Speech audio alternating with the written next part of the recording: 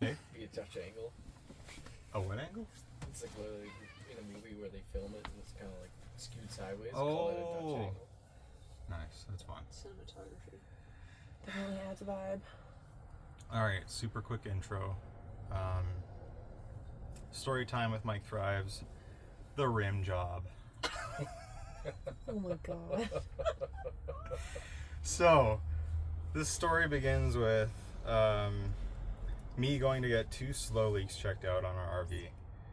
And first lesson of this whole thing, be stupidly thorough when you are buying a vehicle, especially an RV. I didn't really check the tires out. They told me they were cracking pretty bad and they're just gonna go downhill. And I'm like, well, I'm going all the way to BC, so that's not good. So ordered 4 new tires out of 6, and those took like 3 days to get there. Also discovered that our 2 of the rims, the bolt holes were like bent out of shape a little bit, so that could make it so the tire like could be a little bit shaky. It's also no good. What the fuck, Chad? Heavy duty mechanic. Leave it to it, Chad. That's what I said. So I'm like, oh, okay, that's cool. I got spare rims given to me by the seller of the RV. Just had to go get them, and they were completely raw metal, so I didn't realize how big of a job that would be to clean the rims. There was also a bit of rust on them. Like, sand them, clean them stupidly well, like even with isopropyl to get any grease or anything off. It's a whole process. I don't think I'll go into the whole process, but it took like a day and a half to clean them, prime them, paint them, and clear coat them. And then a couple days after all that was done, I got them in for the appointment. I get to the appointment today, and the rims don't fit. Oh no. The ones I just slaved over and stressed over. Part of that whole story of doing the rims too is I rinsed them off after cleaning all the rust off and everything. I'm like, oh, it's a hot day, they'll dry in the sun in the backyard. I go out of the house to get some things to finish painting them and stuff, and I come back and they're frickin' rusty in the backyard.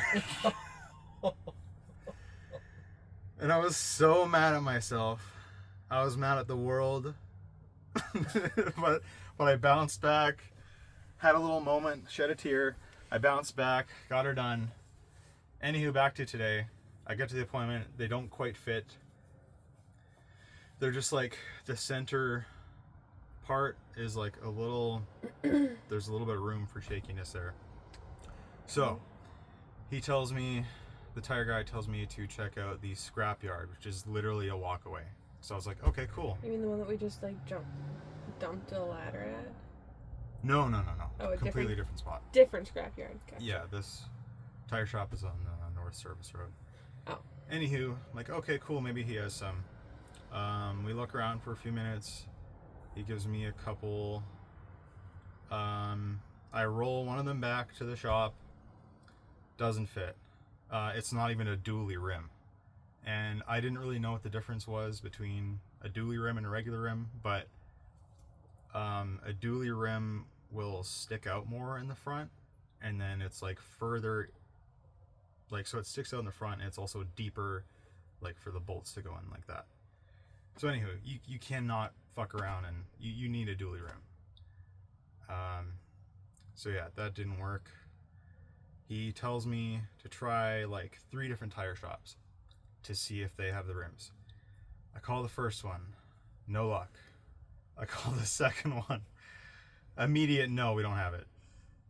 At this point, I'm like, I told you I was praying, but it was more like just manifesting, like feeling relief. Like, okay, this is gonna work out. This has worked out, you know. That's how manifesting works. You pretend it's already happened. So anywho, the third call, he's trying to find out exactly what kind of rim it is. I'm giving him all the details I can, but I'm limited in my knowledge, so I get him to talk to the tire guy about what I have on the RV. And I'm anxiously waiting as they talk for like 5 minutes or so. Finally, he says they have 2 of them. And I'm like, oh my god. Is that all you needed was 2? Yeah. Wow.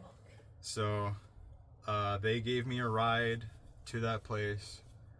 Oh, and on the phone, I was like, he was surprised they even had them. And I'm like, that's because I prayed, man. That's You brought that that's how it into worked. being. Yeah. It's like the fucking Exorcist on that D&D Wonderhole from Red and Link. You got a 2 because I prayed. Do you guys watch the Wonderland? Or, we can talk about that too. Yeah. On the phone, he's like, don't get your hopes up. We still gotta like test fit them and stuff. I'm like, you're right. Thank you. So yeah, we get there. They're good to go. They're beautiful. They're only like $100 a piece for the rims. They fit. While we're at the tire shop, little side quest here in the story. We got one guy from the tire shop I'm getting my work done at, and he's there with me at this other tire shop. And the guy that I'm getting the rims from asks the guy from, I'll just say, a Quality Tire. He's like, how you liking it there? And he's like, meh. And he's like asks this guy how much they're making there. And I don't know if I've heard this term before, but he's like, I don't want to like poach you at your job, but it sounds like he could get paid more there. So funny little serendipitous thing, I might have got someone a better job today just by happenstance or whatever that term is. So that was pretty cool. And then when me and that guy are going back to the shop, we're chatting, and this is random, but he told me that he bartends sometimes. Because this came up because I told him, like, oh man, I'm gonna have a drink after all this today. And he's like, I can't because I'm bartending tonight, but maybe a little hoot. Anywho, so I'm like, are you at Lucky Charlie's? And he's like, yeah. And I'm like, yeah, because you look kind of familiar. I've only been there like a couple times, but he's like, oh, if it was a while back, I was a bouncer. I'm like, yeah, I have seen you there. Is he the motherfucker that stole my drink that one time? He could have been. Oh my god. He could have been. Crazy small town coincidences. I saw another person I recognized, like at that tire shop we went to get the rims, and then I saw our neighbor working at like the mom was working right next door to this tire shop, because it was like 2 businesses connected, and we went to the wrong one, so it was confusing. Yeah, the rims fit. Major relief. I got them to put the new tires and rims I got like on the outer sides so that they look nice, and you got 2 new tires on each side, so it's not just like old tires on one side, new tires on the other side, because that doesn't make any sense.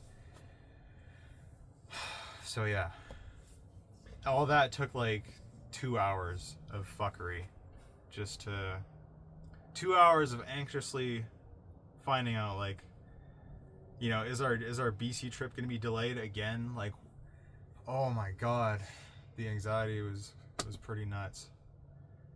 Wow, that's quite the story. So that's the rim job of 2025. I had to make it into I figured I'd make it into a YouTube video, because the memory of it was a crazy thing to happen, just like days before leaving, 2 days before leaving to BC, and I'm just like worrying about how I'm gonna get these rims. And the rims that I just slaved on for a day are useless to me. That's the part that I'm like, are you kidding? I know. So a couple lessons learned. Yeah, I think that's about it for the story. today is a big busy day for me and Shauna, and then we're hitting the road the 21st, which is in 2 days, on a Sunday.